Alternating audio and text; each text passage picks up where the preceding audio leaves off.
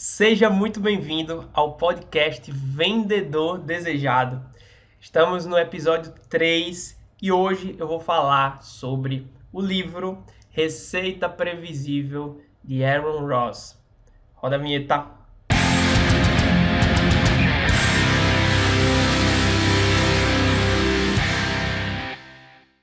E aí, galera do bem, como é que vocês estão? Tudo certinho? Então, estamos aprimorando aqui, né, o nosso podcast. Preciso muito da opinião de vocês para saber o que é que eu posso melhorar, o que é que tá bom, o que faz mais, o que faz menos, para a gente usar esse podcast como uma forma de trazer realmente conhecimento, tá, para você. Então, hoje eu resolvi fazer a primeira parte, vamos dizer assim, que esse livro é muito grande, muito complexo, mas ele é praticamente uma bíblia, tá? Para o novo modelo de vendas, né? Um novo modelo de equipes. Então, nesse livro, o que é que a gente vai trazer? Vou trazer sobre os 5 primeiros capítulos, tá? Vou abordar os 5 primeiros capítulos, onde ele fala basicamente de onde é que ele tirou essa estratégia, como foi. Basicamente, ele trouxe na verdade, ele criou essa estratégia, essa ferramenta que gerou mais de 100 milhões de dólares em vendas lá na Salesforce, tá? Que é uma empresa que cria software de gerenciamento de CRM, gerenciamento de informações de vendas, tá bom? Eu arrisco dizer que é a maior do mundo hoje, tá? Se você ainda não conhece, você é da área comercial e não conhece, procure lá Sales de vendas em inglês, force de força.com. Então, é sobre isso que a gente vai falar hoje. Eu vou usar aqui o meu apoio, porque tem bastante informação, mas o que eu queria deixar claro já de início esse podcast aqui vai servir para vendedores, para gestores muito forte, tá? Porque ele fala muito sobre estruturação de equipe, estruturação de processos de vendas. A gente vai quebrar um pouquinho aí, tá? Algumas crenças que eu tenho certeza que vários gestores, vários empresários têm de estruturas de áreas comerciais, tá?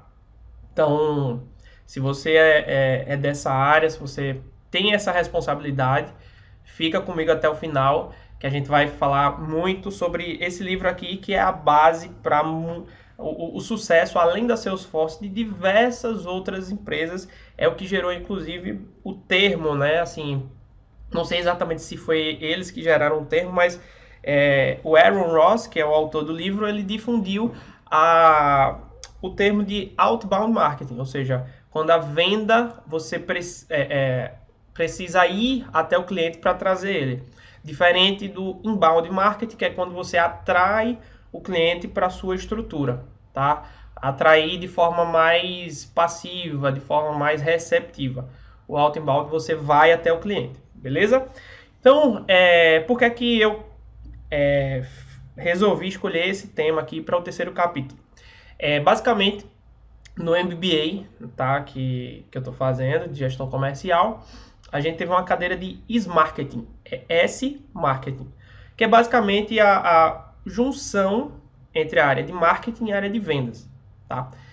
Edivaldo, a minha empresa é muito pequena, eu não tenho uma área de marketing estruturada, eu só tenho área comercial e é com pouca gente. Não tem problema, aqui o objetivo é você entender o conceito do negócio, tá? O conceito da parada para que você ou implante 100%, ou você adapte. Enfim, não existe receita de bolo, como eu já disse no outro episódio, mas você pode adaptar isso para a sua realidade. E principalmente para a nossa cultura brasileira, né? Esse livro é de um americano, a cultura de lá. Então a gente pode adaptar para cá. Eu vou trazer a minha visão, tá? A minha leitura. Eu terminei esse livro tem alguns dias. O que é que você pode fazer, estratégias que você pode usar que vem justamente desse livro, tá bom? Então vamos lá. O primeiro capítulo que ele fala é justamente como surgiu, tá? O capítulo 1 é de onde vieram os 100 milhões de dólares, tá? Basicamente ele explica o seguinte: ele era um diretor, ele era um empresário, tá?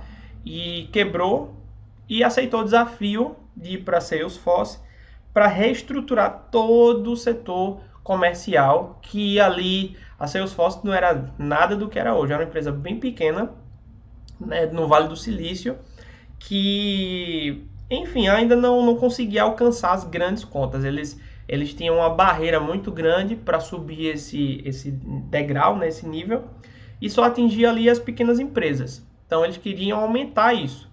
Então, basicamente, a missão, né, do Aaron quando chegou era entrar no processo comercial, no processo de vendas como um todo. E uma das primeiras coisas que ele já fala no livro é que ele percebeu que as atividades não eram muito bem divididas, tá? Era uma coisa muito linear, meio que a mesma pessoa que fazia a prospecção era a pessoa que fazia o pós-venda, o sucesso do cliente lá. Então ele começou a perceber vários pontos, tá? E alguns erros, tá? Ele até coloca aqui, os dolorosos erros de planejamento da direção e gestores de venda, que gestores de vendas cometem durante os anos, tá? Então ele fala vários erros, alguns deles são muito comuns, tá? Se eu falar algum desses, você se identificar, você já pode confirmar aí comigo. Um deles que ele fala muito forte é assim, muitas vezes a previsão, né, de vendas é baseada simplesmente no chute, no que ele acha, tá? Ele joga uma meta para o vendedor e o vendedor vai ter que se virar, e se ele não bater, a culpa é dele, assim, a culpa dele não conseguiu atingir e tal. Então ele fala muito forte sobre isso, e ele fala o seguinte, que o crescimento da empresa não necessariamente está no fechamento do negócio.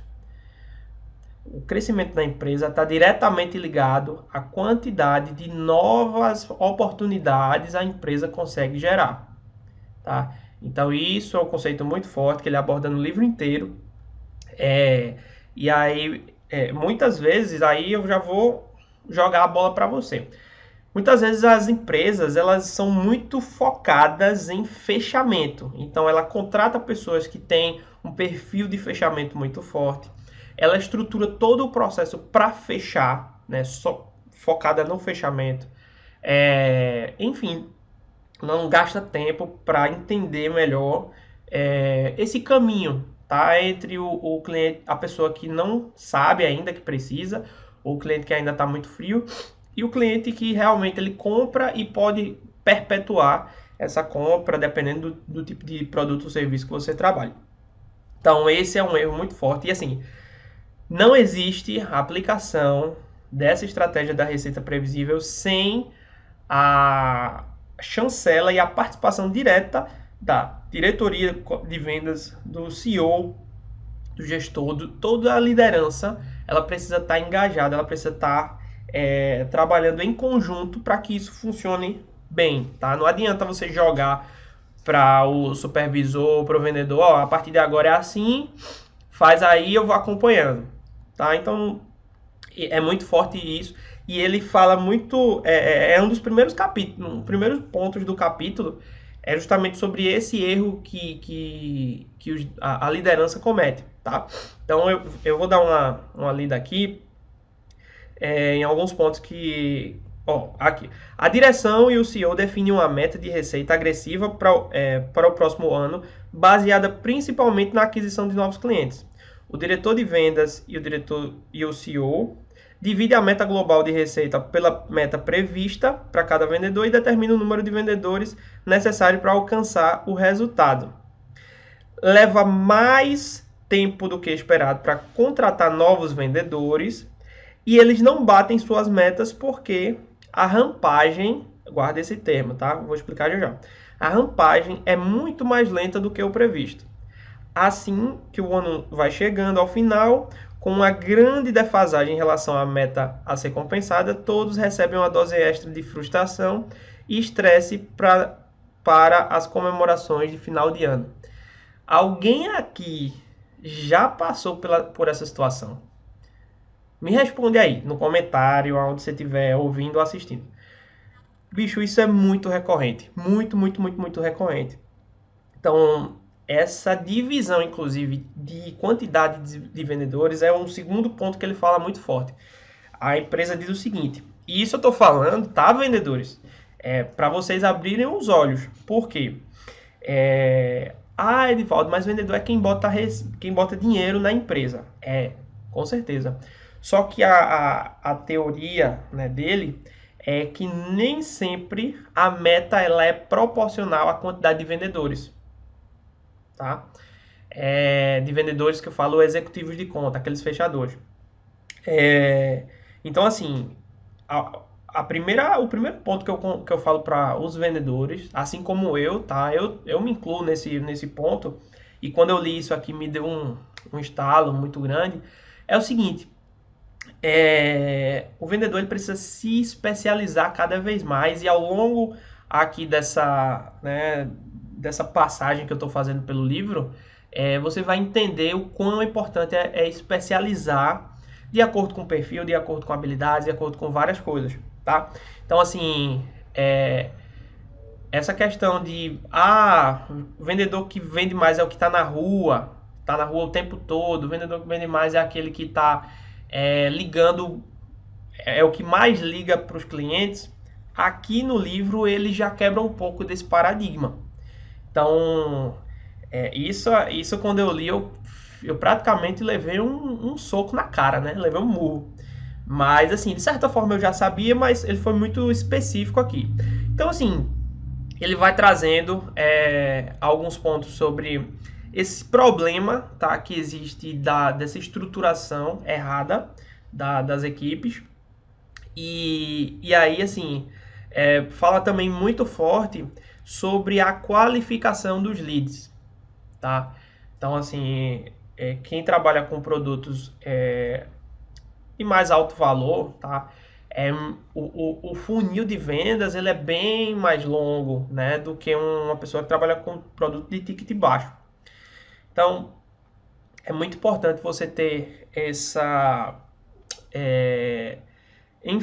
qualificação dos leads muito bem feita, tá? E o primeiro ponto já que eu coloco aqui, que ele vai falar daqui a pouco, é sobre a separação entre a pessoa que prospecta da pessoa que fecha, tá? Não é a mesma pessoa na metodologia dele, e ele deixa muito claro ao longo do livro sobre isso, tá bom? Então, beleza, vamos lá. Ele fala mais sobre os outros pontos, mas esses são os principais. Aí ele vem para o capítulo 2, que é o seguinte, Cold Calling 2.0, como aumentar as vendas com rapidez sem fazer cold calls. Vamos lá para o que é cold call. Esse negócio quando você está na área de negócios, né, ultimamente tem sido muito forte, e eu estou até pensando em fazer um podcast só sobre isso. Existem muitos termos em inglês, muitos termos técnicos, muitos termos técnicos em inglês, e às vezes viram jargões, tá? Cold call nada mais é do que ligação fria. Você, meu amigo vendedor, minha amiga vendedora, vai saber muito bem o que é isso. Basicamente você pegar o telefone, pegar uma lista lá de telefones que você pegou em algum lugar, você conseguiu em algum lugar sem que a pessoa tenha entrado em contato, tenha levado algum tipo de interesse, e liga para oferecer alguma coisa. Então, quem nunca fez isso aqui, pode atirar a primeira pedra aqui no celular ou no computador. Porque é o seguinte, pelo menos na minha visão, essa é a base da prospecção no Brasil todo. Estou falando da maioria, das empresas. Edivaldo, mas aí não é mais para usar dessa forma, o que é para fazer? Eu vou tentar resumir aqui o que é que ele colocou no livro. O livro é bem grandão, mas o resumo é o seguinte. Existe na estrutura, né, proposta por ele, duas áreas responsáveis por prospecção, na verdade, por atração de leads, ou seja, de prospectos, pessoas interessadas. Que é um através da equipe de outbound, ou seja, os profissionais que vão atrás dos clientes, e outro através do marketing, que é o inbound, tá?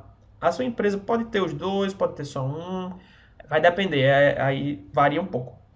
Mas assim, quando você tem uma pessoa indo atrás dos clientes, fazendo a prospecção direta, ele afirma que o Cold Call 1.0 ela não é eficiente e só gera trabalho desnecessário, e você vai pagar um salário que poderia ser muito melhor aplicado, tá?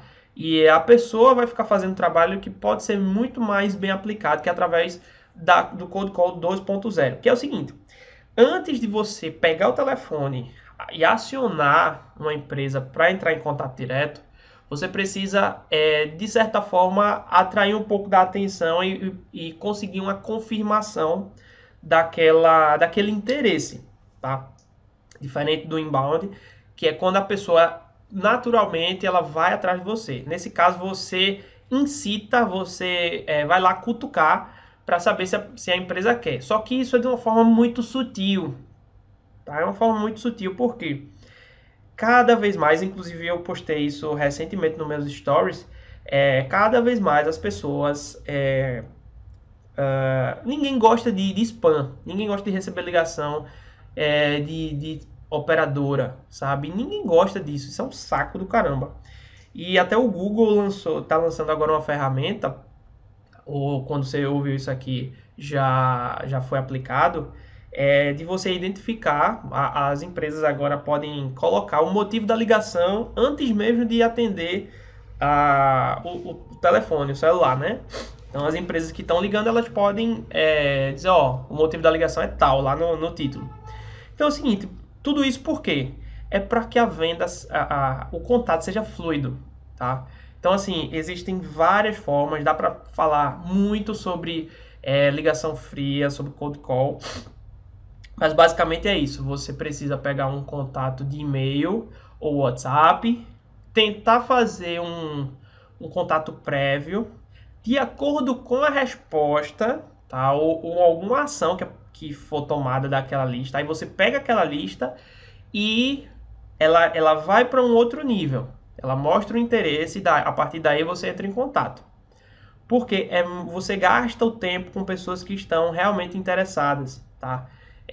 Não é tentar também uma vez e desistir, não é isso.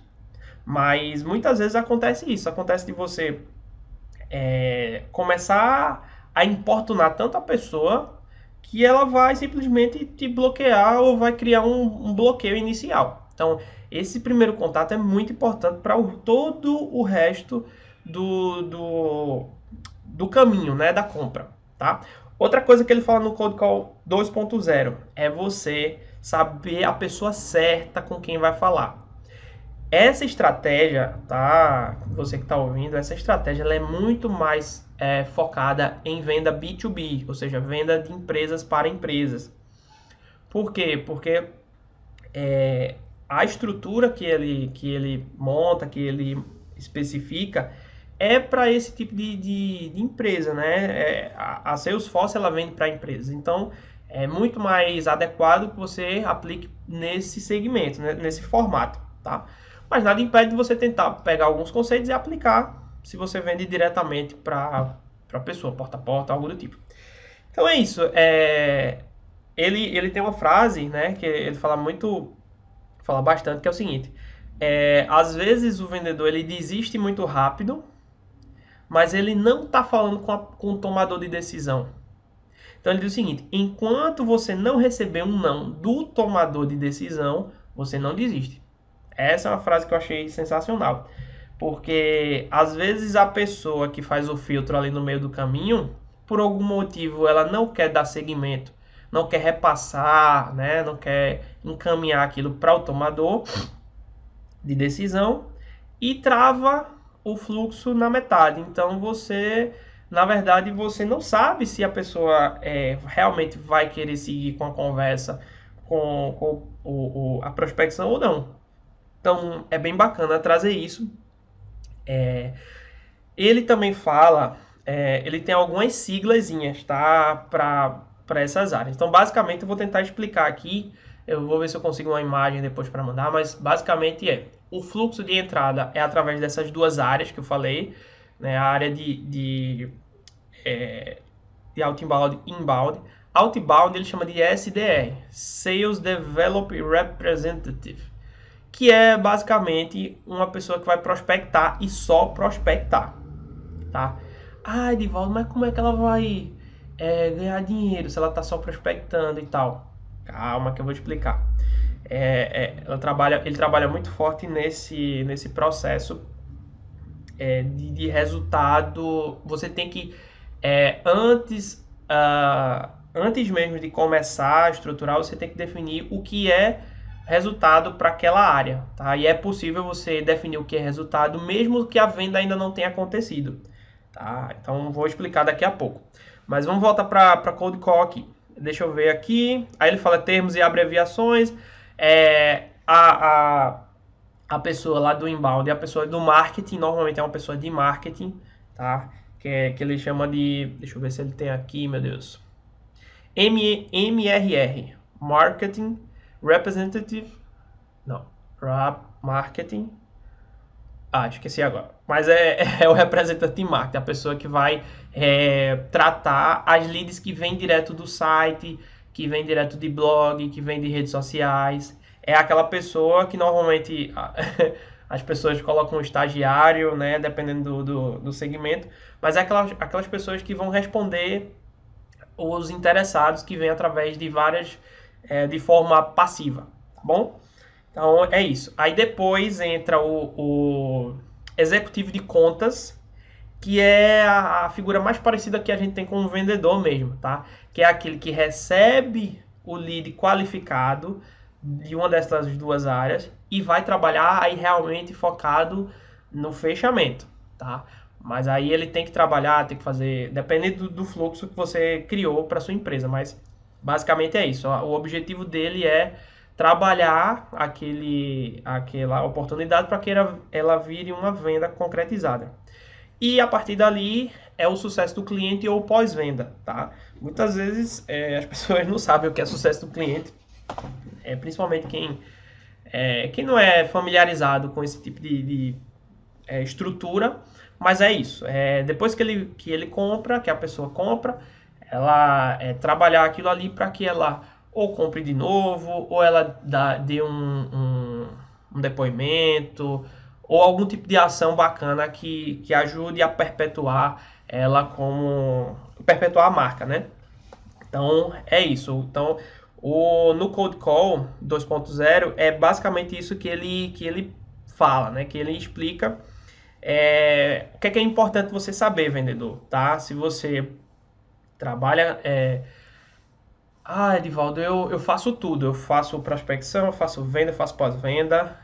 Eu te confesso, eu também hoje ainda trabalho assim, mas o que é mais importante é você começar a perceber qual é a sua maior habilidade, qual é a sua maior competência. Pô, você é bom com prospecção, tipo, você consegue pegar várias bases e gerar interesse nas pessoas e tal. Essa é a tua praia. Pô, você tem que começar a identificar isso e desenvolver ainda mais, tá? Ou não, Edivaldo, eu sou o cara do fechamento. Eu sou a mulher, a mina do fechamento que bateu comigo, eu fecho. Eu sou a faca na caveira. Show de bola. Você é importantíssimo também para o processo. Não, Ed, eu gosto mais do pós-venda. Eu gosto de entender como é que foi a experiência, gerar dados, gerar relatórios, trazer experiências diferentes. Eu gosto de criar e tal. Show de bola também. Você é muito importante para o processo. Então, é muito importante você começar a identificar essas competências e desenvolver elas, porque daqui para frente as empresas vão querer pessoas especializadas. Elas não vão querer mais aquele profissional que ele sabe só um pouco de tudo e no final das contas ele é flexível, você pode ser flexível e isso é muito bacana, mas assim, de certa forma você pode ser esquecido, você pode ser trocado a qualquer momento, tá? Então, quando você está com eu gosto sempre de usar esse exemplo, quando você está com uma dor, vamos lá, você precisa colocar aparelho, certo? Seus dentes precisam colocar aparelho. Você vai procurar qualquer dentista ou você vai procurar um ortodontista? E de preferência, uma indicação de alguém que você conheça.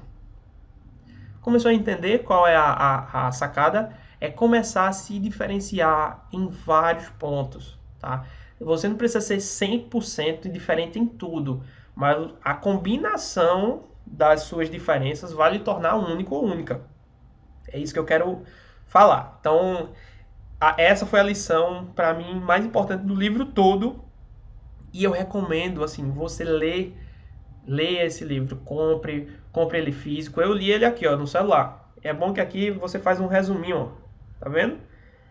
Isso aqui é um resumo da própria ferramenta ai, meu Deus, a ferramenta do Amazon Kindle, tá? Tudo no celular. Então vamos lá, vamos voltar aqui pra gente continuar. Aí ele vai pro próximo capítulo, que é, deixa eu colocar aqui, implantando o processo de Cold Call 2.0. Aí é basicamente o seguinte, não é só você chegar para a equipe lá, ó, equipe, vocês não vão mais ligar direto não, vocês vão agora mandar e-mail e de acordo com a resposta você vai ligar para o cliente. Não é exatamente isso, tá? Eu estou até olhando aqui. Isso tem que ser muito bem estruturado, tá? Esse fluxo, você tem que saber o que é uma resposta positiva, o que é negativo. Tem que criar estratégias para gerar esse interesse, tá? Não é qualquer contato que tem que ser feito. Você tem que criar um caminho, um roteiro, tá? E se você tiver vários produtos, você vai ter que ter várias estratégias, tá? Ou pelo menos estratégias por segmento, ou por interesse, ou por cliente. Aí você vai ter que dividir. Mas assim, quanto mais estratégias mapeadas você tiver, mais chance de replicar esse processo, tá? Então, deixa eu ver aqui. Ele fala aqui o primeiro e mais importante passo. Se você quiser dar um passo importante no sentido de transformar a área comercial em verdadeira máquina de vendas, comece deixando os executivos de contas focarem naquilo que eles fazem de melhor. Trabalhar os clientes ativos e fechar negócios. Então ele vai o tempo todo reforçar isso, que o executivo de contas ele é para receber a oportunidade qualificada, tá? Não é tipo assim, fulano ligou dizendo que tá... Não. A equipe anterior tem que fazer alguns passos para validar se aquilo realmente é qualificado, para que o executivo de contas não perca tempo conversando ou gastando tempo com uma oportunidade que não vai gerar nada. O trabalho do executivo, normalmente, né, a hora dele é mais cara. A hora dele é mais cara, porque realmente ele é fundamental para o processo. Ele é fundamental. Então, essa equipe de desenvolvimento lá no início, ela tem que mapear isso muito bem, tem que passar a bola de uma forma muito redonda para o executivo de contas, tá? Vamos lá. E aí, outra coisa que ele fala muito forte esses processos, como eu falei, eles precisam ser mapeados, eles precisam ser difundidos, independente de ser fulano ou ciclano. É processo, é fluxo, tá? Então, muitas empresas, eu acho que ele fala até aqui nessa parte, mas muitas empresas querem que o profissional entre, tá? E dentro de um mês ou dentro de pouco tempo ele já tem o resultado, o desempenho de um outro profissional que está lá há anos. Entende? Então isso é tempo de rampagem que eu falei lá no início. O tempo de rampagem é o tempo que um novo profissional, um novo vendedor, um novo executivo, enfim, ele leva do momento que ele entrar até o momento que ele vai chegar no nível dos outros, tá? Então isso é o tempo de rampagem, ramp, né? É outro termo que veio do inglês. É um tempo de adaptação até ele chegar lá, tá? Então vamos lá. Deixa eu ver se tem mais alguma coisa importante aqui. Ele fala do sistema, que você precisa ter um sistema bom de CRM, porque você precisa mapear do início ao fim. Inclusive, você só pode pagar as pessoas, ele reforça também muito isso. Você só pode pagar a variável, né, o variável ali, se a oportunidade e o processo estiver dentro do sistema, para você reforçar a importância de deixar tudo lá no sistema, porque é lá onde você vai puxar todas as informações, tá? Vamos lá, ele ainda está falando aqui, primeiro passo, o perfil ideal.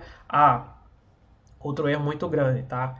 As empresas não conhecem o perfil ideal do seu cliente, tá? Elas não param, eu estou falando isso porque eu conheço, muitas delas não param para definir qual é o cliente ideal. O meu cliente ideal é de 30 a 45 anos, mulher, não sei o que. Isso não é perfil ideal. O perfil ideal tem comportamento, o perfil ideal... O ideal mesmo é você criar um avatar, criar uma pessoa com nome, não é de 30 a 40, fulano tem 33 anos, tá?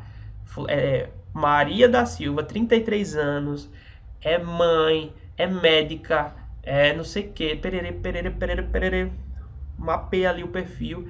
Edivaldo, mas se aparecer uma pessoa com um perfil um pouquinho diferente, eu não vou vender?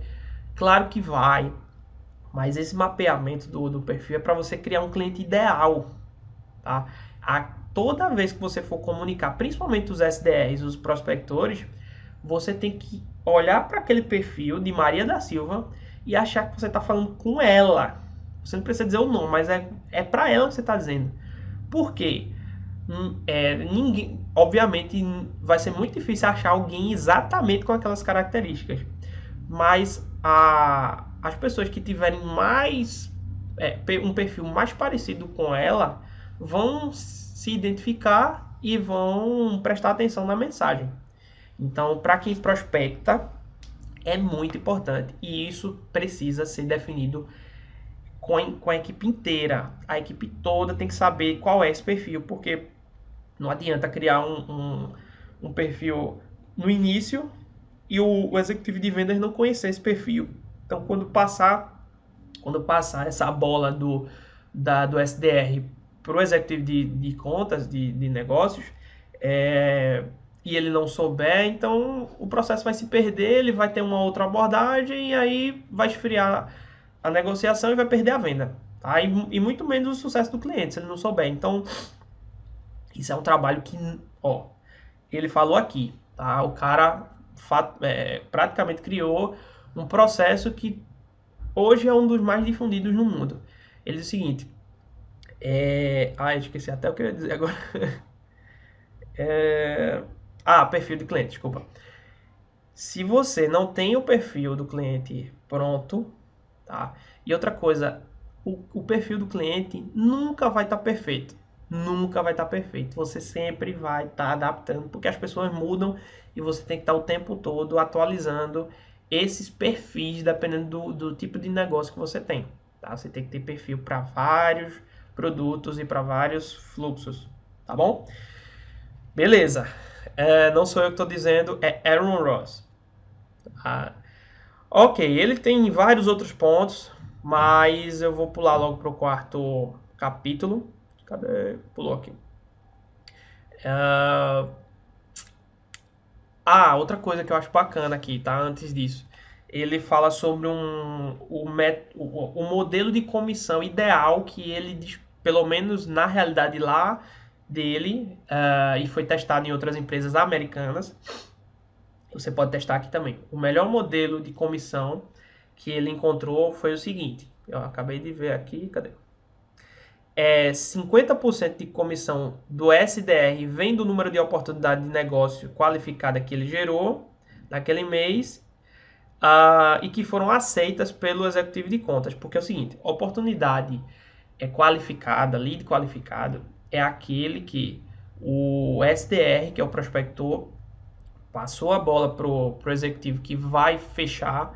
O executivo ele tem que primeiro identificar se aquilo realmente é uma oportunidade quente, vale a pena ele seguir. Quando ele der o ok lá no sistema, tudo é pelo sistema, ele vai dar ok, realmente isso aqui é uma oportunidade bacana. Eu não fechei nada, eu vou começar o trabalho, né? Mas aí ele aprova essa passagem de bastão e aí é a metade da comissão do primeiro, que é o que eu ia dizer para vocês, do prospector, tá? Cadê?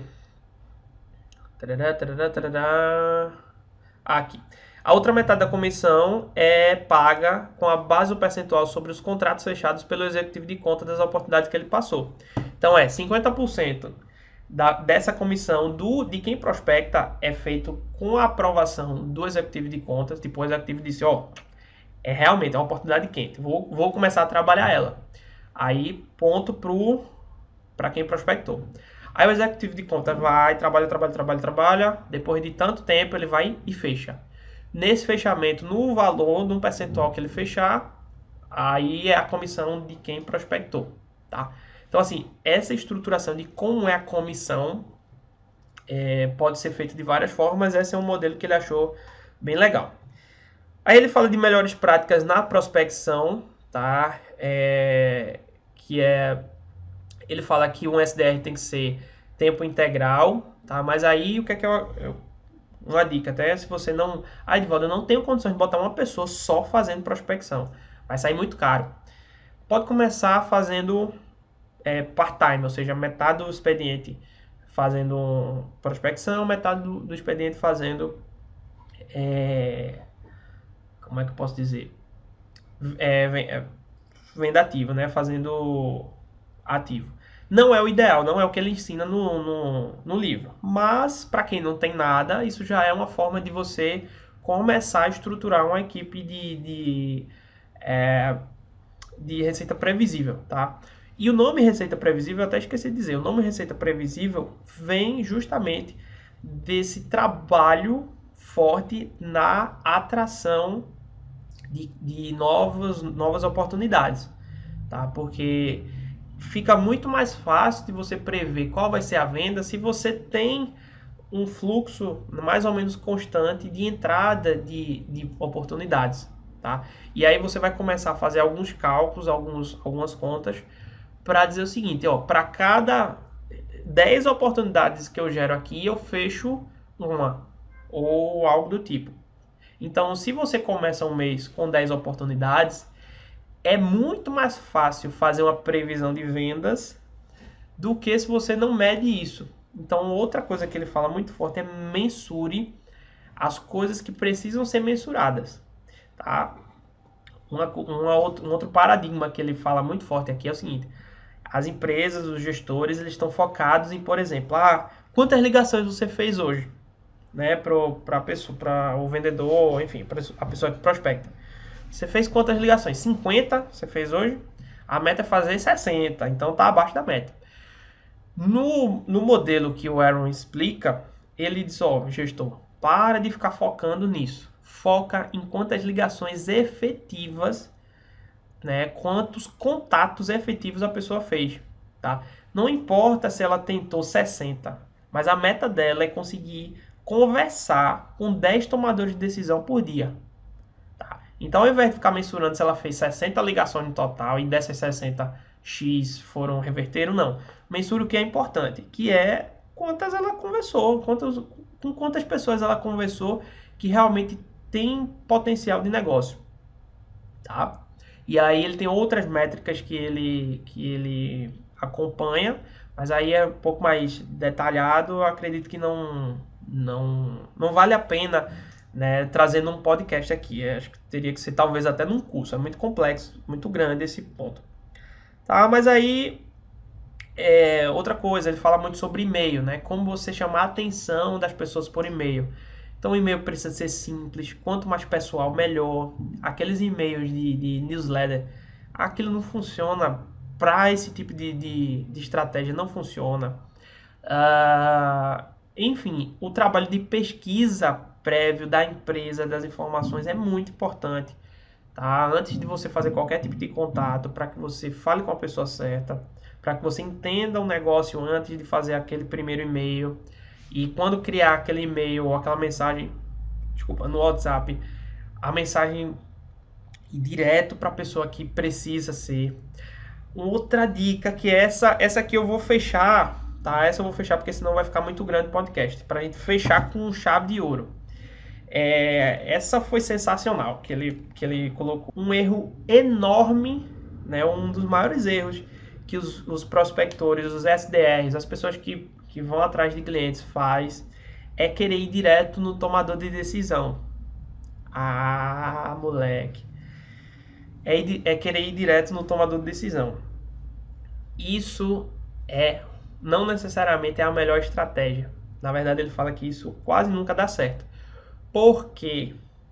Porque o tomador de decisão normalmente é uma pessoa muito ocupada, uma pessoa que, sabe, ela tá com outras preocupações, ela tá resolvendo coisas do negócio dela. Então, você precisa respeitar o fluxo, você precisa respeitar as etapas. É muito mais fácil você, primeiro, antes de falar sobre o seu produto, antes de falar sobre qualquer outra coisa, você falar com a primeira pessoa, tá? Com a pessoa mais acessível. E na ligação ou no e-mail, isso aí é normalmente depois que ela deu um sinal de interesse, aí você faz a ligação, que isso aí é da cold call, e aí você pergunta, fulano, tudo bom, tudo bom? Com qual é a pessoa que eu posso falar sobre o assunto tal? Tá? Quem é que poderia tratar sobre esse tipo de assunto? Aí a pessoa normalmente vai dizer, existem técnicas mais elaboradas para você conseguir essa informação, mas no frigir dos ovos é isso que você precisa. E aí a pessoa pode dizer na hora, pode não dizer, mas se ela disser, você já sabe qual é o tomador de decisão. E aí você já vai com outra, né, com outra estratégia, com algo mais específico para o tomador de decisão. Então não tenta pular, né, dar o pular a pessoa, porque pode ser que ela se sinta, como é que eu posso dizer? Passada para trás, acho que essa é a palavra. E assim, ela mesmo não sendo tomadora de decisão, ela pode ser influenciadora. Então você precisa conquistar um influenciador, conquistar talvez uma outra pessoa ali que faça parte do processo, principalmente se for produto ou serviço complexo que precisa de muita consideração, até chegar no tomador de decisão, para o tomador de decisão fazer assim, analisar aquilo ali, consultar as pessoas e dizer sim ou não, tá? Porque às vezes o tomador de decisão ele toma baseado nas informações dos influenciadores. Então assim, ó, respeita o fluxo interno das empresas, pergunta quem é a pessoa que toma que você pode conversar sobre tal assunto, e aí sim você começa um bate-papo mais específico sobre o que você quer vender, o que você quer ajudar e por aí vai. Beleza? É isso, esse livro é bem grande, mas eu vou dividir ele, eu não sei se vai ser em 2 ou 3, mas enfim, não importa, o que importa é que você aprendeu, tá? Você aprendeu como faz uma cold call agora, como estrutura uma nova equipe. E se você tiver dúvidas sobre como aplicar isso no teu negócio, se você tiver dúvida, se você é vendedor ou vendedora e, pô, Edivaldo, eu fiquei assustado agora com isso, fica tranquilo, pode mandar uma mensagem para saber como você pode se especializar, como você pode aprender mais sobre essa estratégia, né, de 100 milhões de dólares. E eu diria que hoje essa estratégia foi em 2002, né? A Salesforce começou isso em 2002. A gente está agora, no momento que eu estou fazendo o podcast, em 2020, faz 18 anos e cada vez crescendo mais, tá bom? Então, é isso. Usa essa estratégia, adapta, faz do jeito que você achar melhor, mas a partir de agora você colocou a cabeça assim, ó, o olho fora d'água e agora já sabe que existe essa estratégia, que ela funciona e que você pode adaptar para o seu negócio, tá bom? É isso, eu sou Edivaldo Rocha, esse aqui é o podcast Vendedor Desejado e até o próximo capítulo, próximo episódio ou em algum lugar aí nas redes sociais ou pessoalmente. Beleza? Valeu! Tchau, tchau!